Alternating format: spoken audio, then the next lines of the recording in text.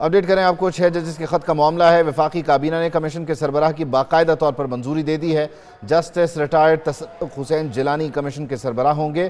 سابق chief justice تصدق حسین جیلانی کو commission کا سربراہ بنانے کی اکثریتی رائے ہے۔ وفاقی کابینہ نے اس کی منظوری دی ہے۔ 21ویں chief justice of Pakistan justice retired Tassaduq Hussain Jilani دسمبر 2013 سے جولائی 2014 تک بطور چیف جسٹس آف پاکستان انہوں نے سرو کیا، اور ابھی حال ہی میں نگران سیٹ اپ کے لیے بھی ان کا نام زیر غور تھا، اور اس کے علاوہ مختلف انکوائریز اور کمیشنز کے لیے بھی ہمیشہ ان کا نام انڈر کنسیڈریشن رہتا ہے۔ ایک بار پھر انتہائی اہم نوعیت کا معاملہ ہے۔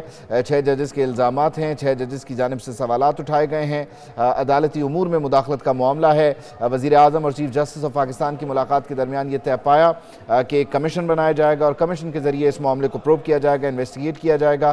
اور اب جو عدالتی کمیشن ہے، اب جو کمیشن ہے باقاعدہ طور پر جسے حکومت نے تشکیل دیا ہے، جس کے لیے کہا گیا تھا کہ ایک سابق چیف جسٹس جو اچھی شہرت، اچھے نام کے حامل ہوں گے، ان کا چناؤ کیا جائے گا، تو تصدق حسین جیلانی کا نام بتایا جا رہا ہے کہ کثرت رائے سے منظور ہوا ہے، اور کابینہ نے اس کی باقاعدہ طور پر منظوری دے دی ہے۔ 6 ججز کے خط ہیں۔ اسلام آباد ہائی کورٹ کے ججز نے عدالتی امور میں مداخلت کا الزام لگایا اور چیف جسٹس آف پاکستان کو خط لکھا، جس پر فل کورٹ اجلاس بھی ہوئے۔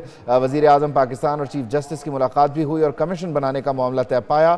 آج کے اس کابینہ کے اجلاس میں اس امر کی منظوری لی گئی ہے کہ کمیشن بنے گا، اور پھر ساتھ ہی ساتھ جو کمیشن کے سربراہ ہیں ان سے متعلق بھی نام تجویز کیے گئے، اور پھر ایک نام کو منظور کیا گیا جو نام ہے جسٹس ریٹائرڈ تصدق حسین جیلانی کا، اور یہ اس کمیشن کے سربراہ کے طور پر فرائض سر انجام دیں گے۔ جو 6 ججز کے خط میں اٹھائے گئے سوالات اور لگائے گئے الزامات سے متعلق تحقیق و تفتیش کرے گا۔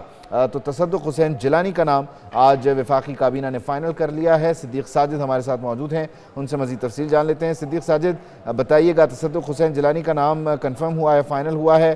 عموماً رابطے کیے جاتے ہیں، پہلے پوچھا جاتا ہے اویلیبلٹی اور ان کے کوئی کنسرنز تو نہیں ہے، تو کیا تصدق حسین جیلانی سے رابطہ ہونے کے بعد یہ کنفرمیشن ہوئی ہے یا حکومت نے یہ کنفرمیشن خود کی ہے؟ ایک نیوز نے یہ خبر دی تھی کہ تصدق حسین جیلانی اور اس کے ساتھ ساتھ جسٹس ناصر الملک، ان دونوں کے ساتھ حکومت نے آج رابطہ کیا تھا وزیر اعظم تارڑ نے، اور ان دونوں سے ان کی ولنگنیس مانگی گئی تھی۔ رائے کے مطابق یہ آگاہ کیا اعظم نذیر تارڑ نے آج وفاقی کابینہ کے اجلاس میں کہ جسٹس ریٹائرڈ تصدق حسین جیلانی جو کہ سپریم کورٹ کے سابق چیف جسٹس ہیں، وہ کمیشن کی سربراہی پر آمادہ ہو گئے ہیں، جس کے اوپر پھر کابینہ نے اکثریتی رائے کے ساتھ ان کے نام کی جو ہے وہ منظوری دے دی ہے۔ سابق جو چیف جسٹس تھے افتخار چودھری، ان کے بعد justice retired Tassaduq Hussain Jilani supreme court کے چیف جسٹس بنے گے۔ تقریباً 7 ماہ کا ان کا عرصہ تھا۔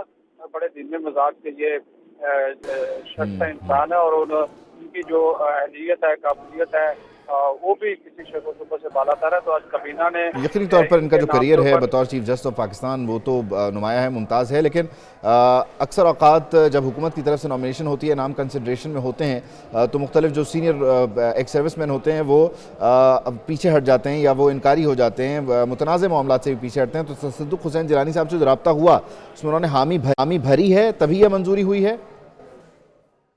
رائے کے مطابق وزیر قانون Azam Nazir Tarar, attorney general of Pakistan, ان دونوں نے رابطے کیے تھے، اور ان کی رضامندی کے بعد ہی یہ جو ہے وہ ان کو پیشکش جو ہے وہ کی گئی تھی جسٹس تصدق حسین جیلانی کو، اور ان کی رضامندی حاصل کی گئی، اور یہ بات کابینہ کے اجلاس میں بتائی گئی۔ اس کے بعد یہ جو ہے وہ نام ان کا جو ہے وہ آج منظوری کے لیے پیش ہوا ہے۔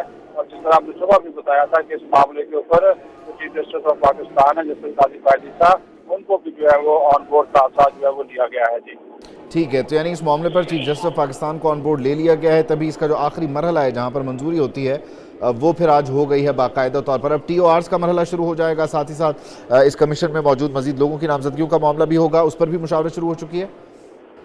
جی بالکل، جو ٹی او آرز ہیں اپنائے جائیں گے، اور یہ زیادہ تر یہی ہوتا ہے کہ جب کمیشن کے سربراہ کا جو ہے وہ تقرر کر دیا جاتا ہے تو اس کے بعد ان کو ہی موقع دیا جاتا ہے کہ وہ جو ہے وہ ٹی او آرز بھی اپنے خود طے کر لیں، اور جو کمیشن کے جو اگر کیونکہ یہ رعایت رکنی کمیشن ہے تو زیادہ تر امکانات یہی ہیں کہ ان کی مشاورت کے ساتھ ہی وزارت قانون جو ہے وہ پھر ٹی او آرز اس کا جو ہے تعین کرے گی، اور اس کے بعد باقاعدہ انکوائری جو ہے وہ شروع ہو جائے گی۔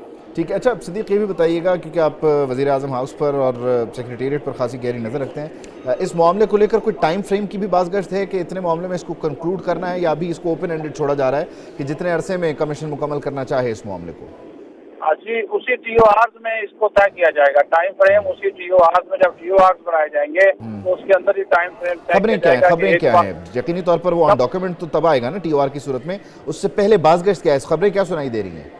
خبریں یہی سنائی دے رہی ہے کہ 1 ماہ سے لے کر جو ہے وہ 3 ماہ کے دوران جو ہے وہ اس کی تحقیقات مکمل جو ہے وہ کی جائیں گی, اور رپورٹ جو ہے وہ بھی پھر سفارش اس کو کی جائے گی کہ اس کو پبلک کیا جائے تاکہ یہ سارا جو معاملہ ہے کہ لوگوں کے سامنے بھی جو ہے وہ آ سکے, کیونکہ جو چیف جسٹس پاکستان خود بھی ہیں وہ بھی یہی چاہتے ہیں کہ اگر کسی کے اوپر کوئی الزام ہے تو اس کی باقاعدہ شفاف جو ہے وہ تحقیقات ہو, اور اس کی کمیشن کے قیام کا مقصد بھی یہی تھا. اور ہمارے ذرائع کے مطابق اس کمیشن کو یہ بھی اختیار دیا جائے گا کہ وہ جو معزز ججز صاحبان جنہوں نے لیٹر لکھا ہے ان کا موقف سننے کے لیے ان کو ٹھیک ہے. 6 ججز کے الزامات ان کی جانب سے لکھے گئے خط کے معاملے کی تحقیق اور تفتیش ہوگی. یہ کمیشن کے سربراہ کی منظوری آج ہو چکی ہے. بہت شکریہ صدیق ساجد, آپ ہمیں تفصیلاً اپڈیٹ کر رہے تھے.